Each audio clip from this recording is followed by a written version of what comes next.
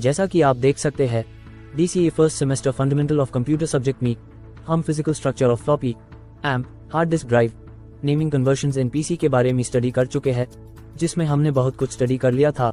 अगर आपने अभी तक पिछली वीडियोस नहीं देखी है तो आप हमारे YouTube channel Softech computer institute में जाके देख सकते हैं। आज हम सॉलिड स्टेट ड्राइव के बारे में स्टडी करेंगे। तो सबसे पहले हम सॉलिड स्टेट ड्राइव के बारे में जानेंगे। SSD को सॉलिड स्टेट ड्राइव भी कहते हैं।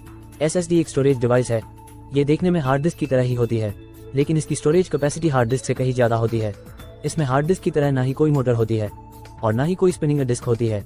यह इंटीग्रेटेड सर्किट को डाटा स्टोर करने के लिए एक मेमोरी की तरह इस्तेमाल करती है।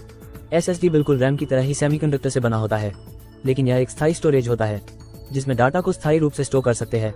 जिस प्रकार से पेन ड्राइव और मेमोरी कार्ड डाटा को स्टोर करते हैं, ठीक उसी तरह से SSD भी डाटा को स्टोर करता है।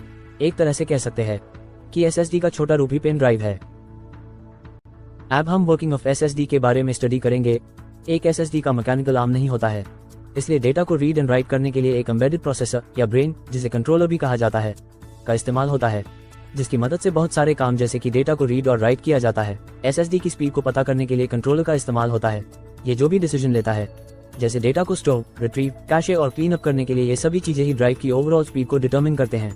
एक अच्छा कंट्रोलर ही एक अच्छे SSD की असली पहचान है। SSD को प्लास्टिक या फिर मेटल केस में एनकेस करके रखा जाता है। ये दिखने में एक बैटरी की तरह ही होता है। नेक्स्ट हम सॉलिड स्टेट ड्राइव की विशेषता जानेंगे। स्पीड SSD की सबसे बड़ी खासियत है कि यह HDD से काफी तेज स्पीड से डाटा को रीड राइट कर सकता है। स्पीड ज्यादा होने की वजह से इसकी एक्सेस टाइम भी बहुत ही कम होता है। NBS स्पीड शॉक रेजिस्टेंट, ये फिजिकल शॉक के प्रति रेसिस्टेंट होता है। यदि इसे झटका भी लग जाए या तेजी से नीचे गिर जाए तो भी यह खराब नहीं होता है। लो पावर कंजम्पशन, HDD की तुलना में ये पावर की खपत बहुत ही कम करता है और कम पावर में ही यह बेहतर परफॉर्मेंस देता है। लॉन्ग लाइफ, इसके अंदर कोई मूविंग पार्ट या मैकेनिकल पार्ट नहीं होता है, इसी कारण इसकी लॉन्ग लाइफ होती है। अब हम स्टडी करेंगे सॉलिड स्टेट ड्राइव के बारे में।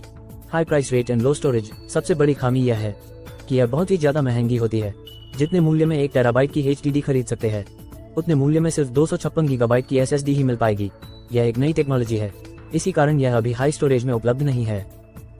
लैक ऑफ अवेलेबिलिटी, SSD आपको हर मार्केट में देखने को नहीं मिलेगी। ये बड़े शहरों के मार्केट में ही उपलब्ध है। इसका बड़ा कारण इसका मार्केट प्राइस ही है। प्राइस अधिक होने के कारण छोटे शहरों के लोग इसे अवॉइड कर देते हैं और इसकी जगह पर HDD को प्रेफर करते हैं। इसे आप ऑनलाइन भी खरीद सकते हैं, हालांकि अब SSD आसानी से प्राप्त हो जाती है।